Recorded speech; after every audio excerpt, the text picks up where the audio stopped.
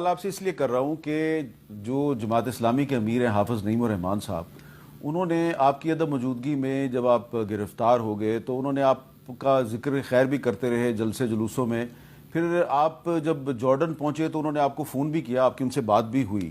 تو بہت سے لوگوں کو سمجھ نہیں آئے گی کہ آپ نے جماعت اسلامی سے استعفیٰ کیوں دیا. دیکھیں، حافظ صاحب میرے لیے بہت محترم ہیں. وہ اسلامی جمعیت طلبہ میں بھی میرے لیڈر تھے، اب بھی لیڈر ہیں. اور ضروری نہیں ہے کہ آدمی کوئی پارٹی چھوڑے تو وہ لڑائی کے ساتھ چھوڑے، جھگڑے کے ساتھ چھوڑے، اختلافات کے ساتھ چھوڑے. اس لیے کہ ہم جماعت اسلامی میں کسی ذاتی منفیت کے لیے تو تھے نہیں. تو اصولوں کی بنیاد پہ یا دائرہ کار اور پالیسی کی بنیاد پہ، یا جو میں نے کہا سبقت الی الخیر، خیر کے کاموں میں آگے بڑھنے کی اس کی بنیاد پہ بعض اوقات بھی ایسی صورت پیدا ہو سکتی ہے کہ اس کی بنیاد پہ آدمی کام وہی کرے. یعنی دیکھیں، شیخ مجدد الفسانی، شاہ ولی اللہ، شاہ اسماعیل شہید اور مولانا مودودی رحمہ اللہ، ان کا مشن ایک تھا لیکن تنظیمی سٹرکچر الگ تھا. سرہندی نے ایک سٹرکچر اپنایا، شاہ ولی اللہ نے دوسرا اپنایا، سید احمد شہید نے تیسرا اپنایا، مولانا مودودی رحمہ اللہ نے اپنے زمانے اور تہذیب و تمدن کے مطابق اپنا الگ بنایا.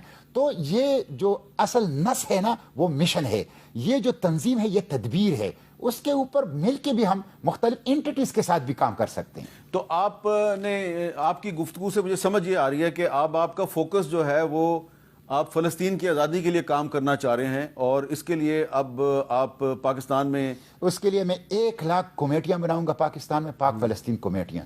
ڈسٹرکٹ بار جاؤں گا، پریس کلب جاؤں گا، ہر ضلع تحصیل جاؤں گا، شہر دیہات مارکیٹوں میں جاؤں گا، تاکہ اور کسی پولیٹیکل پارٹی میں آپ شامل نہیں ہوں گے. نہیں، میں دیکھیں نا، پاکستان کی پولیٹیکل پارٹیز کی بڑی محدود، وہاں پہ آپ کو فریڈم آف ایکسپریشن ملتا ہے، وہاں پہ آپ کے عمل کی آزادی بہت تھوڑی ملتی ہے. تو میں پھر یہ کہوں گا، آپ یہ کہہ رہے ہیں کہ مجھ جیسا بندہ اگر جماعت اسلامی کے اندر تھوڑا سا انیزی فیل کر رہا ہے تو کسی دوسری پارٹی میں، تو جماعت اسلامی میں فریڈم آف ایکسپریشن ایک مسئلہ ہے. جماعت اسلامی میں فریڈم آف ایکسپریشن ہے، جماعت اسلامی کے اندر بات. لیکن اس وقت جو غیر معمولی صورتحال ہے اور جس غیر معمولی انداز سے میں حرکت کرنا چاہتا ہوں، ظاہر ہے میں ایک فرد ہوں، وہ ایک پارٹی ہے، ان کی اور بھی بہت سے ایسپیکٹس ہوں گے.